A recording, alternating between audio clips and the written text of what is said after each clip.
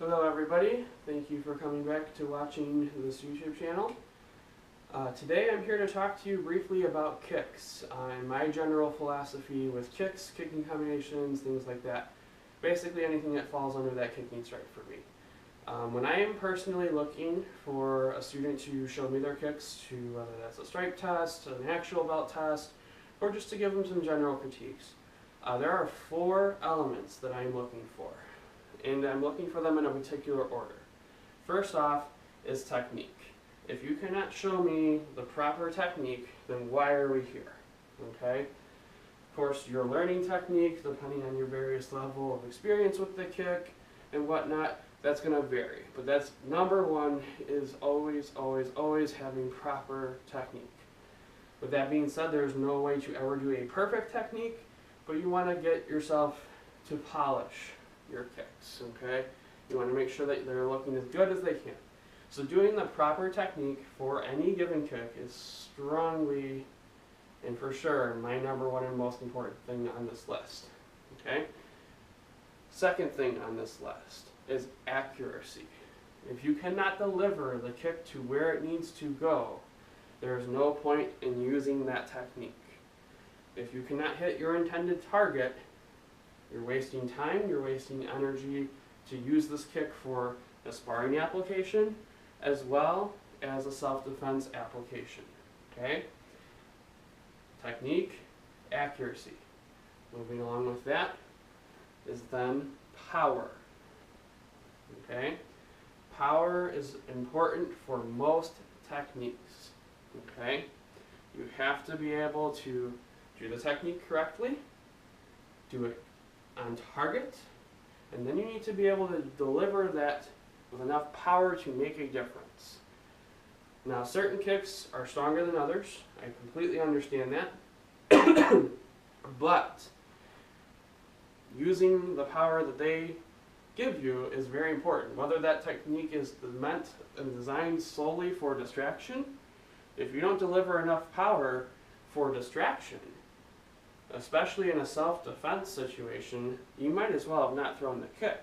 You might have picked a different technique that would have given you more of a result. Okay? The very last thing is speed. Speed is very important when it comes to kicks. As we all know, our legs are very strong and powerful, and they give us more reach than our arms do. But they're slower than our arms. They can deliver 2 punches in the time that I can deliver 1 kick.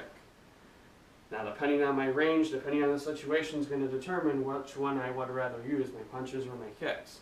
But if I am going to use a kick, I want to make sure that I'm delivering it as quickly as possible. Of course, those other 3 things come first. I can go as fast as I want, but if I'm not doing the right technique, it's not going to give me any result. I can go as fast as I want, but if I don't hit my target, that's a huge problem. Now I've missed, and I've given away a technique that I know how to do. Now the opponent is aware that I know how to do it, whether that's sparring or self-defense. And power. If I hit my target, if I get those first 2 right, do the technique right, and I hit my target, if I don't hit them with enough power, I can hit them as fast as I want. It's called light contact sparring. We do it all the time when we practice.